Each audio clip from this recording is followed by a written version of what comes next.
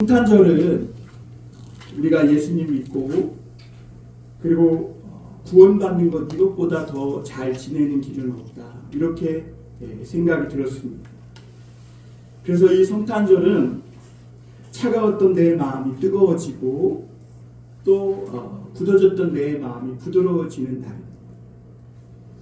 우리 아마 여기 계신 연세 좀 드신 분들은 아마 수십 년 성탄절을 수십 번 만났을 겁니다. 그런데 오늘 이 23년의 성탄절만큼은 정말 내가 예수님을 더 뜨겁게 사랑하고 구원받고 차디찼던 내 마음이 뜨거워지는 특별한 성탄절이 될 수 있기를 바랍니다. 그래서 성탄절에 우리가 예수님을 믿고 죄에서 돌이키고 더욱 새로운 사람으로 거듭나고 육신의 사람에서 성령의 사람으로 거듭나는 날입니다. 그런데 이 성탄절의 그런 은혜가 하나님은 모든 사람에게 주시길 원하지만 어떤 사람에게는 감추시고 어떤 사람에게는 나타내 보이시더라는 겁니다. 오늘 우리 모두가 하나님이 모든 사람 위에 베풀어 주신 그 성탄의 은혜가 보이고 깨달아지고 믿어지는 은혜가 있길 바랍니다. 세상을 이렇게 보면 불공평한 것이 많은 것 같아요. 어떤 사람은 좋은 환경에서 좋은 부모를 만나서 좋은 여건에서 살면서 모든 혜택을 누리는데 어떤 사람은 보면 날 때부터 어려운 가정 형편에서 어떤 도움의 손길이나 혜택도 받지 못하고 그리고 부모님이 알코올 중독자나 또는 자기가 선천적인 장애를 가지고 태어나서 어렵게 사는 사람이 있어요. 참 그런 것들을 볼 때마다 야, 세상은 참 불공평하다 이런 생각이 충분히 들 수 있습니다. 그런데 여러분 성경을 이렇게 쭉 묵상하다 보면요 이상한 것이 뭐냐면 우리는 인간적인 입장에서 그걸 불공평하다고 생각하지만 하나님은 그 위에 뛰어넘는 다른 은혜를 주시는 것이 있는데 그게 뭐냐면 하나님의 그 복음과 그 은혜를 주실 때는 세상에서 모든 걸 다 누리고 아무 걱정 없이 그냥 좋은 환경에서 사는 자기 잘난 맛으로 사는 그런 사람들보다는 힘들고 어려운 환경에서 살아가는 사람들을 먼저 찾아가시고 복음을 듣게 하시고 그리고 그들로 하여금 믿음의 큰 부자가 되게 하시더라는 겁니다. 왜 그런가? 하나님은 빛이세요. 그래서 어둠을 찾아가는 그런 성품이 하나님에게 있어요. 그게 하나님의 성품이에요. 그래서 하나님은 오늘도 빛으로 오셔서 세상에서 힘들고 어려운 상황 가운데 의지할 데 없는 그런 사람들, 정말 가난하고 어려운 가운데 어둠에 이렇게 눌려있는 사람들을 주님은 먼저 찾아가 만나주시는 겁니다. 그 마태복음 11장 25절 26절에 보면 제가 한번 찾아서 읽어드릴게요. 마태복음 11장 25절에서 26절입니다. 그때 예수께서 대답하여 이르시되 천지의 주제이신 아버지여 이것을 지혜롭고 슬기 있는 자들에게는 숨기시고 어린아이들에게는 나타내심을 감사하나이다. 옳소이다. 이렇게 된 것이 아버지의 뜻이니이다. 아멘. 그래서 우리가 이 힘들고 어려운 환경 가운데 있다고 해서 그게 절대 절망할 것이 아니라 오히려 그 상황을 통해서 하나님을 더 잘 믿고 하나님을 더 사랑하고 위기를 축복으로 바꿔내는 그런 큰 믿음의 사람들이 될 수 있다고 성경은 가르쳐주고 있는 것이죠. 그러므로 사랑하는 성도 여러분, 우리가 오늘 이 성탄절에 다 제각각 제 모양으로 아마 다른 환경과 상황 속에서 아마 이 자리에 앉아 있을 거예요. 어떤 어려움이 있든지 어려움 가운데 하나님을 의지하고 부르짖는 사람들을 먼저 찾아오시는 그 하나님을 오늘 꼭 만나실 수 있기를 바랍니다. 오늘 우리가 첫 번째 생각해 볼 것은 그리스도의 오심은 소외된 사람들을 찾아오시는 하나님이세요. 오늘 말씀 1절에 보면 스불론 땅과 납달리 땅이 나와요. 이 스불론 땅과 납달리 땅은 이스라엘 북쪽인데요. 사마리아보다도 그 위에 있는 그런 땅인데 이 땅의 특징이 뭐냐면 늘 외세의 공략, 침략을 많이 받았고 그리고 정치적인 반란과 폭동이 많이 일어나던 지역이에요. 같은 이스라엘이면서도 굉장히 소외되고 어떻게 보면 버림받은 땅과 같은 그런 지역이었습니다. 특히 이 스불론과 납달리 지역은 정치 세력이 바뀔 때마다 줄타기를 잘해서 편승을 해야 되는데 그걸 못한 거예요. 그러니까 같은 이스라엘이면서도 굉장히 미움을 받고 부당한 대우를 많이 받고 적들이 침공해도 그냥 내버려 두는 보호를 받지 못하는 그런 흑암의 땅이었고 소외된 땅이었어요. 그런데 오늘 이사야는 선지자는 그 소외된 땅을 향해서 오늘 1절에 이렇게 말씀합니다. 한번 다시 볼까요? 이사야서 9장 1절입니다. 전에 고통받던 자들에게는 흑암이 없으리로다. 옛적에는 여호와께서 스불론 땅과 납달리 땅이 멸시를 당하게 하였더니 후에는 해변길과 요단 저쪽 이방의 갈릴리를 영화롭게 하셨느니라. 여러분, 그런데 이 멸시받고 버려지고 그래서 흑암과 암흑 어둠만이 임해 있던 이 땅에 이사야 선지자는 하나님의 큰 빛이 비출 것이다 이렇게 말씀하고 있습니다. 오늘 놀라운 것은 뭐냐면 이 스불론 땅과 납달리 땅이 왜 멸시를 당했냐면 여호와께서 그렇게 하셨다는 거예요. 여호와께서, 하나님이 그렇게 하셨다. 여러분, 우리가 이해가 안 되잖아요.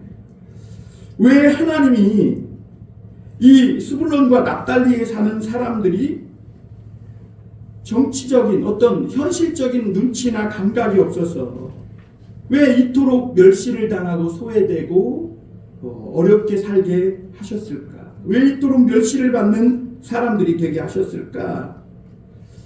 그런데 여러분, 이사야 선지자는 그 이유를 이 사람들에게 이 세상에 사는 다른 사람들이 가진 것들은 없지만 그들이 갖지 못한 것, 누리지 못한 한 가지를 주시기 위함인데 그게 뭐냐면 믿음이라는 거예요.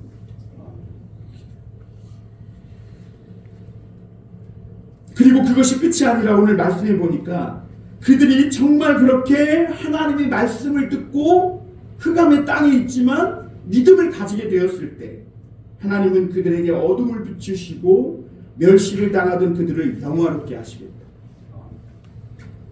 수치를 기쁨으로 바꿔주시고 슬픔을 기쁨으로 바꿔주시고 수치와 부끄러움을 영화롭게 바꿔주시겠다 이렇게 약속해 주신 것입니다. 그리고 2절 3절에서 보면 그들은 흑암의 땅 그늘진 땅에 거주하던 그렇게 소망 없이 살면서 죽기만 기다리는 사람들이고 누구도 불쌍히 여겨주지 않는 그런 사람들인데 오늘 하나님은 그들에게 먼저 찾아오셔서 빛을 비춰주시겠다고 말씀하세요. 여러분, 추운 겨울이 지나고 이제 봄이 올 때 봄 소식을 가장 먼저 느끼는 사람들은 누굴까요? 좋은 아파트에서 너무 따뜻해가지고 옷 다 벗고 속옷만 입고 다니는 사람은 봄 소식을 잘 못 느껴요. 봄이 와도 몰라요.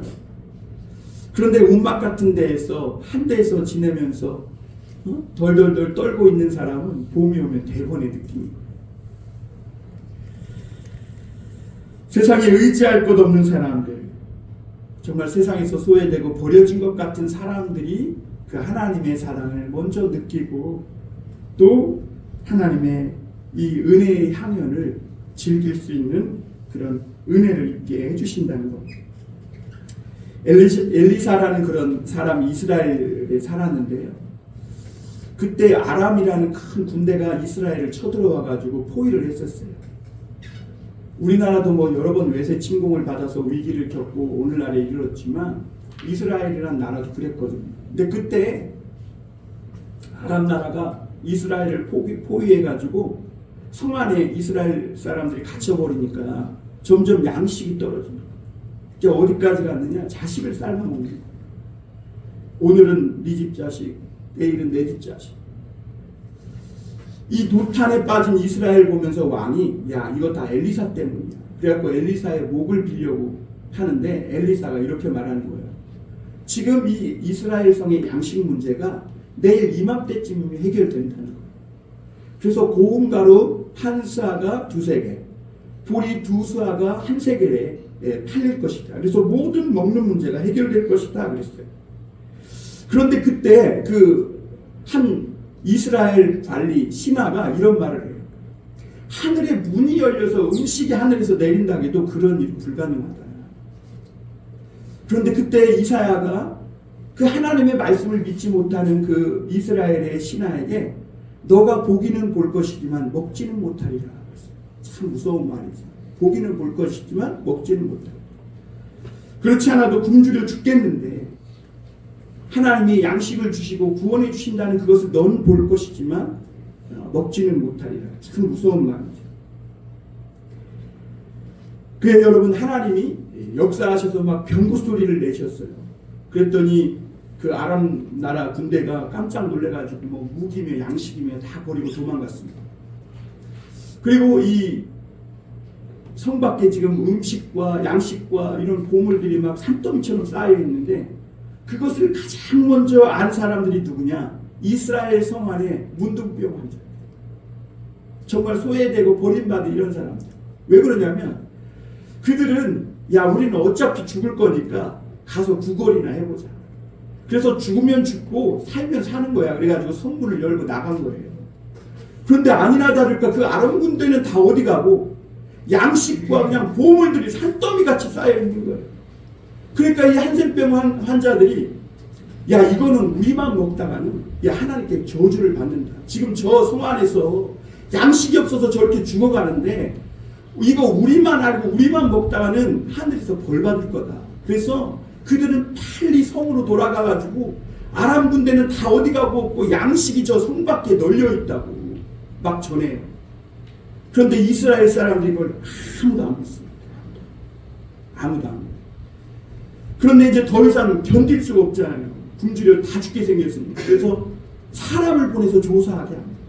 그 성 밖에 사람들이 가서 보니까 진짜로 저 문둥병자가 전해준 소식, 그 소식대로 정말 군대는 없고 그 많은 양식과 보물들이 쌓여 있는 거예요. 그러니까 사람들이 일제히 여기에 양식이 있다 그러니까 막 성 안에 굶주려 있던 사람들이 막 그 성문으로 밀려 나가니까 하늘 문이 열려져도 내일 이맘때 양식 문제가 해결되는 거 불가능하다라고 말했던 그 장관이 그냥 사람들의 발에 짓밟혀 깔려 죽습니다. 있는 건 보긴 보지만 정말 엘리사의 말대로 먹지는 못합니다. 그런 일들이 일어납니다. 여러분 우리가 신앙생활하는 거, 교회 다니고 믿음 생활하는 거, 이게 취미 생활이야. 굉장히 두려운 겁니다. 이게 우리 인생을 결정하는 문제. 그리고 중요한 것은 우리가 결국 믿음이 문제지. 우리 형편이 어떠냐 이건 하나님 앞에 아무 문제가 아닙니다. 여러분 옛날에 우리나라가 얼마나 가난했어요. 그런데 믿음을 가진 사람들, 그 사람들이 일어나서 하나님 앞에 살아가니까 하나님이 그 사람의 삶을 변화시키고 가정을 축복하시고 그리고 이 나라까지 축복하시는 그런 놀라운 은혜가 임하게 된 줄 믿습니다. 그런데 사람들은요 이상하게 잘 되고 좋아지면 자아도취에 빠져요. 내가 잘난 줄 알아요. 하나님이 소외되고 버림받았을 때 깨끗이 씻겨서 아름답게 해주시고 높여주신 은혜는 잊어버리고 자아도취에 빠져서 내가 높아지고 또 세상에서 더 잘 되려고 막 욕심에 부풀려져 있다 보니까 하나님은 그런 걸 너무너무 싫어하십니다. 하나님은 어떤 사람을 좋아하시느냐? 하나님이 말씀을 주시면 믿는 거예요. 믿고 감사하고 지금 어떤가 상황과 형편에 있더니 그 말씀 붙잡고 포기하지 않고 절망하지 않고 살아갑니다. 그래서 몰트만이라는 신학자는 하나님을 어떻게 표현했냐면 희망으로 오신다. 여러분 어떤 상황과 절망에 빠져도 절대 우리 교우들은 자살하지 마시길 바랍니다. 자살하지 마세요. 하나님은 소망으로 오신다. 주님은 우리 모두가 다른 것은 몰라도 하나님의 나라, 영원한 생명과 구원에 있어서만큼은 소외되지 않기를 바라시는 하나님이신 줄 믿습니다. 두 번째로 생각해 볼 것은 예수님은 이 세상에 메시아 구원자로 오셨다는 겁니다. 우리 이사야서에 성탄절에 자주 말씀 증거되는 그런 성경이 있는데요. 7장 14절인데 제가 읽어드릴게요. 그러므로 주께서 친히 징조를 너희에게 주실 것이라. 보라, 처녀가 잉태하여 아들을 낳을 것이요 그의 이름을 임마누엘이라 하리라. 이사야서 7장 14절입니다. 여러분 당시 이스라엘의 왕은 아하스라는 왕이었어요. 지금 우리나라의 대통령은 윤석열 대통령이잖아요. 근데 그때 당시에 이스라엘 나라는 아하스. 오늘날 이스라엘 총리는 누구예요? 네타냐후. 그러니까 지금 그 나라를 누가 맡고 있느냐가 굉장히 중요해요. 그래야 전쟁이 터지냐 안 터지냐 뭐 여러 상황이 급변할 수 있는 거죠. 근데 그 당시 이스라엘 나라를 다스리고 있었던 이 아하스라는 왕은 믿음이 없는 사람이었어요. 그리고 굉장히 위기 가운데 있을 때 어느 정도 떨었냐면 아람 나라가 막 침공해가지고 북쪽 그 북이스라엘과 그 유다의 왕이죠. 유다의 왕. 그 북이스라엘과 저 아람 나라가 동맹을 해가지고 쳐들어왔어요. 유다는 북이스라엘과 싸워도 상대가 안 돼요. 규모가. 그런데 저 아람과 북이스라엘이 연합해서 쳐들어왔으니까 이 아하스라는 유다 왕은 막 사시나무 떨듯 덜덜덜덜 떨었다고 했어요. 그때 이사야 선지자가 하나님의 말씀을 전해주세요. 무서워하지 말라는 거예요. 저 두 나라가 침공해 왔어도 저 두 나라는 연기나는 부지깽이에 불과하다. 그냥 놔두면 연기나다가 눈만 맵게 하다 꺼질 거라니까 두려워하거나 염려하지 말라 이렇게 말씀을 전해줬거든요. 그래도 아하스가 못 믿으니까 징조를 구하라고 하면서 오늘 이 징조에 대해서 보라 한 아기가 태어날 것이요 그 이름은 임마누엘이라 합니다. 그 징조의 말씀을 구하라고 그랬는데 아하스가 속으로는 믿음도 없으면서 믿음 좋은 척하면서 징조를 구하지 않겠다고 합니다. 왜 그러냐면 아하스가 이 말을 듣긴 들었는데 여기서 처녀는 누구고 도대체 임마누엘이라는 아기 이름을 가진 아기는 누구인가 믿기지 않는 거예요. 그래서 아하스는 말씀을 안 믿었어요. 그리고 아하스가 하나님의 말씀을 믿기보다는 눈에 보이는 아수르 군대를 끌어들입니다. 그래서 이사야라는 선지자가 8장 5절에서 우리 한번 거기 볼까요? 8절까지 보면 이사야서 8장 5절에서 8절까지 보면 이렇게 말합니다. 여호와께서 다시 내게 말씀하여 이르시되 이 백성이 천천히 흐르는 실로아 물을 버리고 르신과 르말라의 아들을 기뻐하느니라. 그러므로 주 내가 흉룡하고 찬이란 큰 하수 곧 아수르 왕과 그의 모든 위력으로 그들을 뒤덮을 것이라. 그 모든 골짜기에 차고 모든 언덕 위에 넘쳐 흘러서 유다에 들어와서 가득하여 목에까지 미치리라. 임마누엘이여 그가 펴는 날개가 내 땅에 가득하리라 하셨느니라. 이게 무슨 말이냐면요. 성경이 어려워요. 그렇죠? 이 아하스 왕이 이사야가 전해준 하나님의 말씀을 안 믿고 아수르를 끌어들였잖아요. 군대를. 왜냐하면 그때 당시에 신흥 세력으로 아수르라는 요즘으로 말하면 시리아라는 나라가 크고 있었거든요. 그러니까 그 나라를 믿은 거예요. 그런데 이사야 선지자가 뭐라고 얘기했냐면 너가 천천히 흐르는 실로아 물 그게 뭐냐면 하나님의 잔잔한 은혜와 사랑입니다. 그걸 버리고 아수르를 의지했으니까 아수르 군대가 네가 끌어들인 정도가 그냥 넘쳐서 홍수가 돼갖고 내 목에까지 미칠 거라. 근데 그때 하나님의 임마누엘의 날개가 너를 직접 보호해서 살려는 줄 것이라고 이렇게 말씀하고 있는 거예요. 여러분, 이스라엘에는요, 천사 말고 여호와의 사자라는 아주 신기한 분이 있었어요. 그분은 이스라엘의 역사에 보면 어떤 때는 여호와 이레를, 어떤 때는 여호와 니시로, 어떤 때는 여호와 라파, 이게 무슨 말인지 모르죠. 초신자는. 여호와 이레는 필요를 채워주시는 하나님, 여호와 니시는 전쟁에서 승리케 하시는 하나님, 여호와 라파는 병을 고쳐주시는 하나님이라는 그런 이름으로 이스라엘 역사 속에 나타나신 거예요.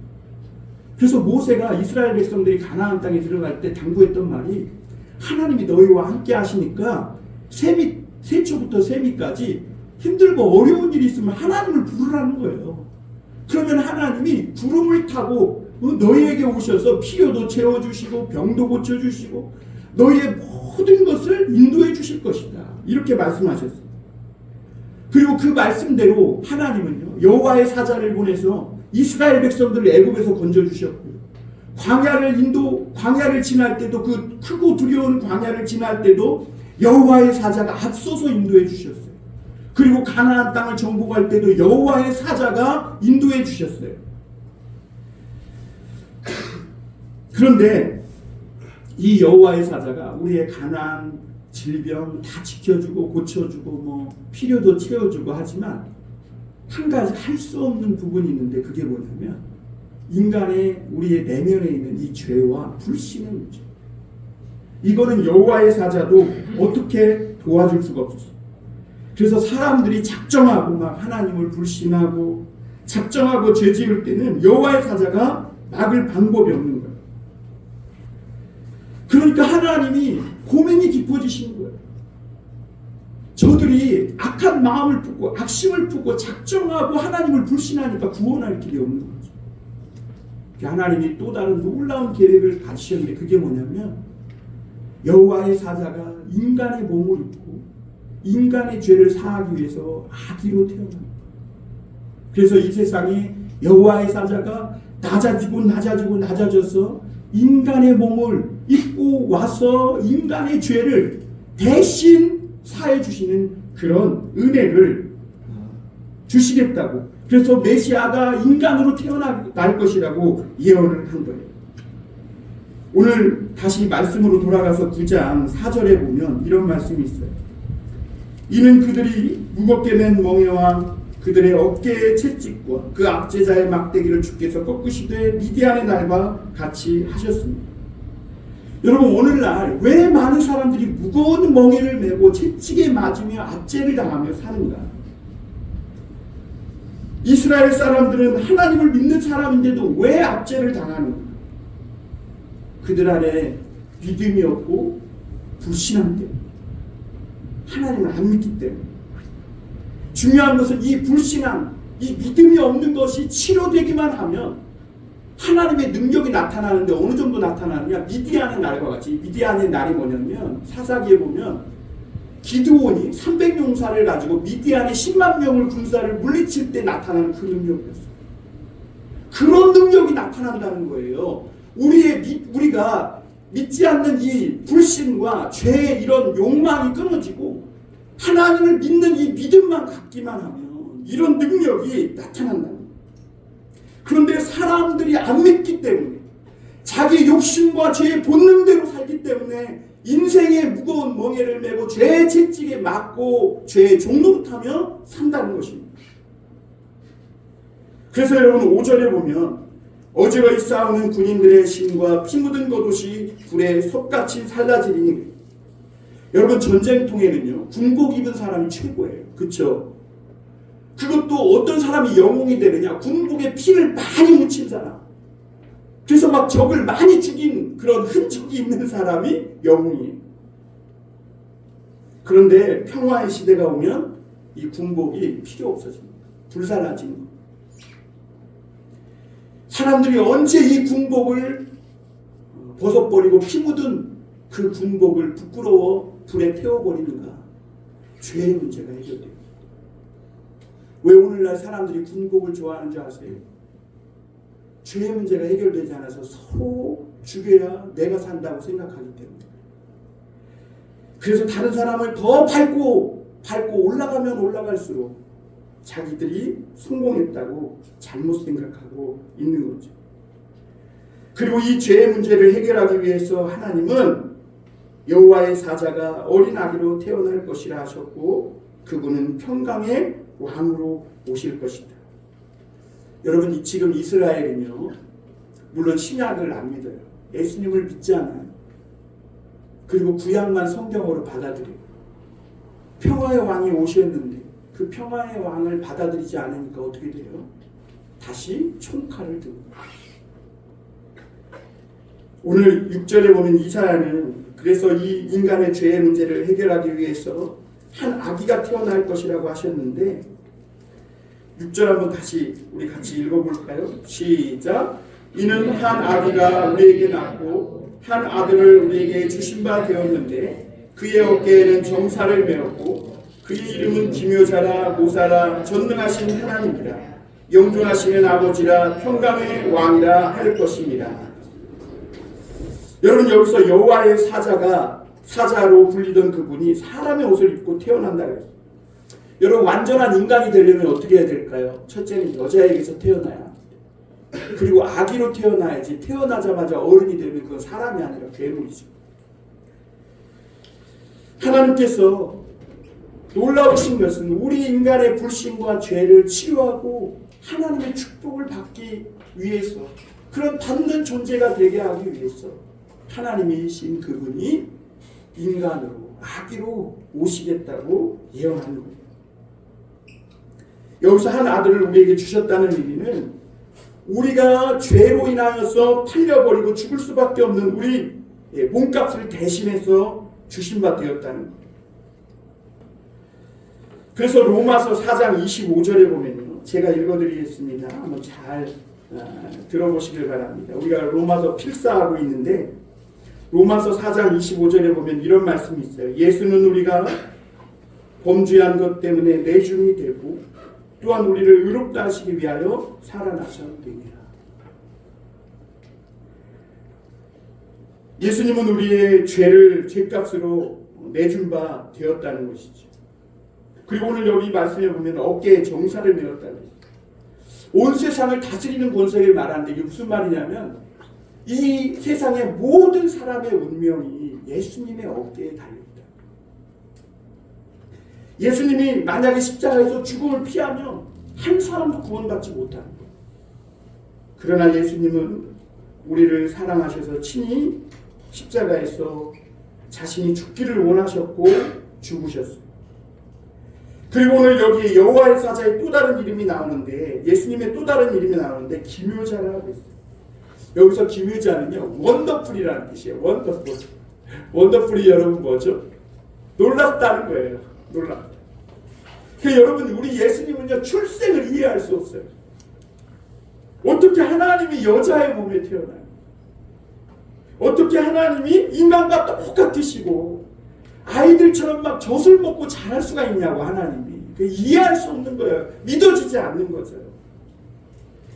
그리고 예수님은 굶주리시기도 하고 배고프시기도 하시고 졸리고 피곤하시기도 하시고 분명히 성경은 이스라엘 지키는 자는 졸지도 않고 주무시지도 않는다 그랬는데 예수님은 자기가 메시아로 오셨다면서 막 피곤해하시고 주무시고 이러니까 제자들조차도 저분이 메시아인가 헷갈립니다. 그리고 예수님은 눈물도 흘리셨어요. 그리고 십자가에 못 박혀 죽으셨어요. 여러분 하나님은 죽으실 수 없죠. 그런데 하나님이 우리를 위해 죽으셨어요. 그게 기묘자예요. 그분은 우리가 이해할 수 없는 원더풀, 놀라우신 분이에요. 우리는 주님이 그러므로 신앙생활하면서 내 생각대로 하나님이 응답하시고 막 인도해 주실 거라 이럴 생각하면 안 돼요. 왜냐하면 하나님은 원더풀, 기묘자예요. 우리에게 너무나 많은 바다의 모래보다도 더 많은 방법으로 우리를 인도하실 수 있는 능력이 있는 분이에요.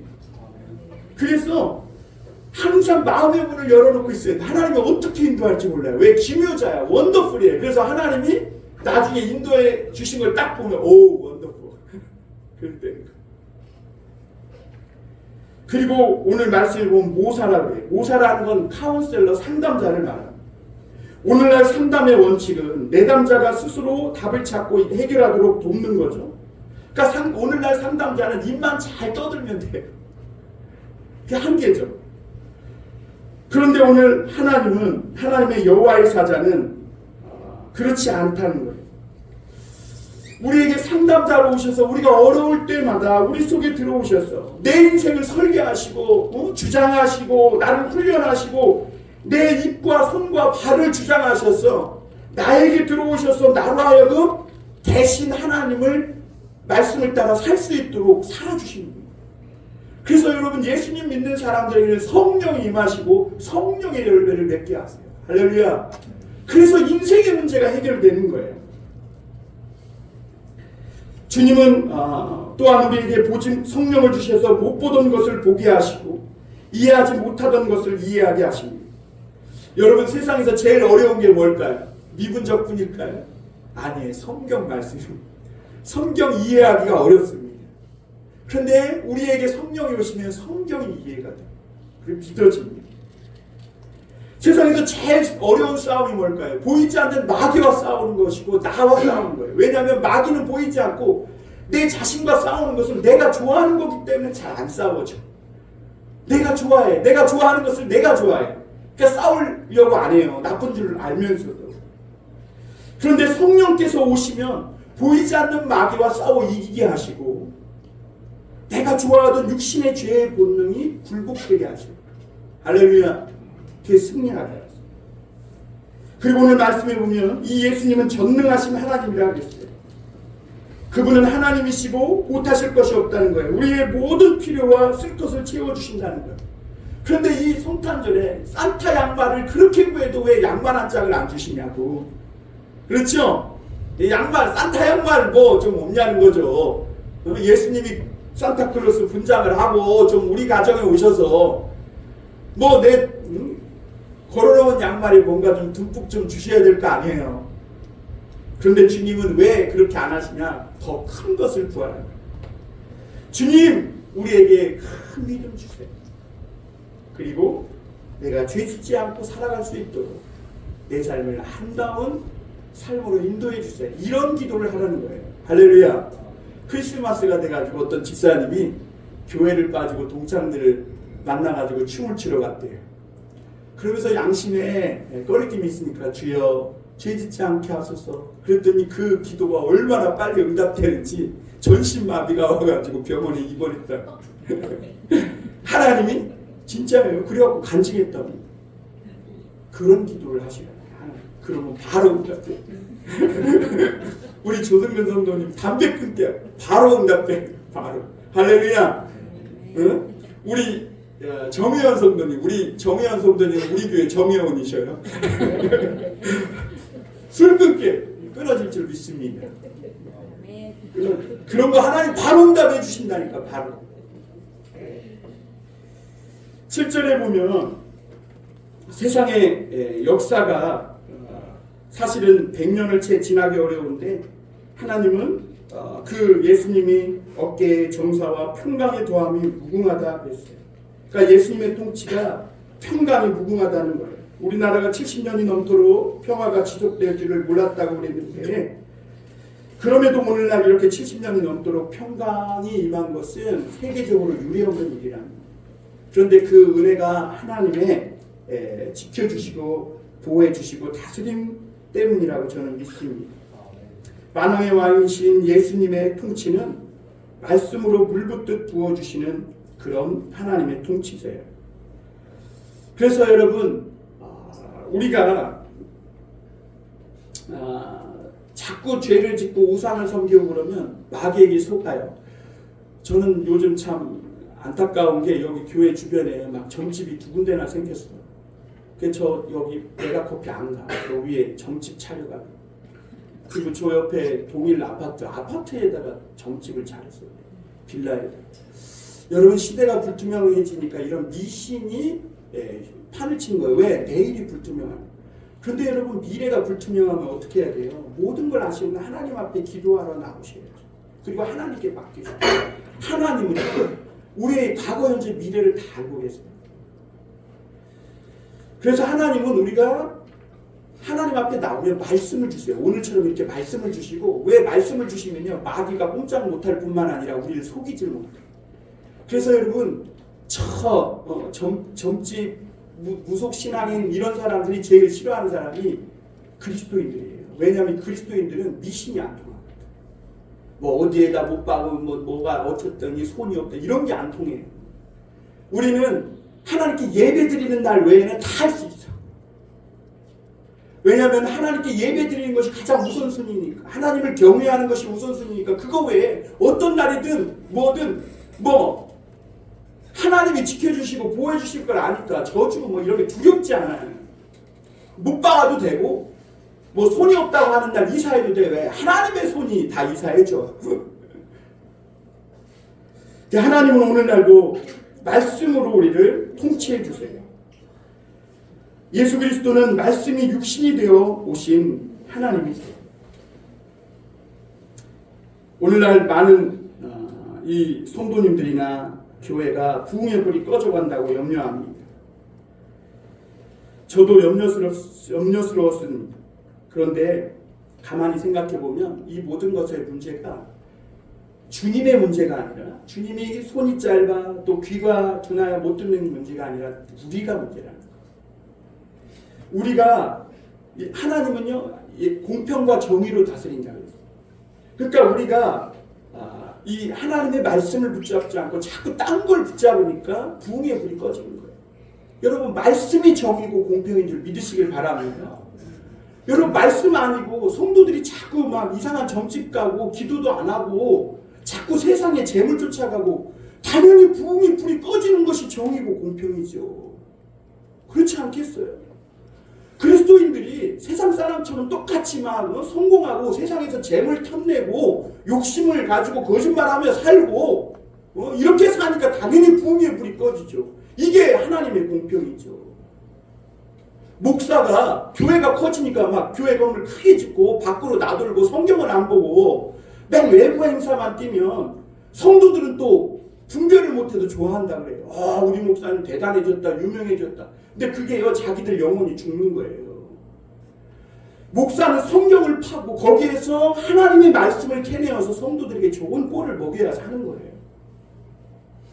그런데 어리석은 성도들은 자기네 목사가 막 대단히 커지고 유명해져갖고 외부로 뛰면 좋은 줄 알아요. 그러니까 부흥의 불이 꺼지는 거예요. 그게 공평이고 정의인 거예요.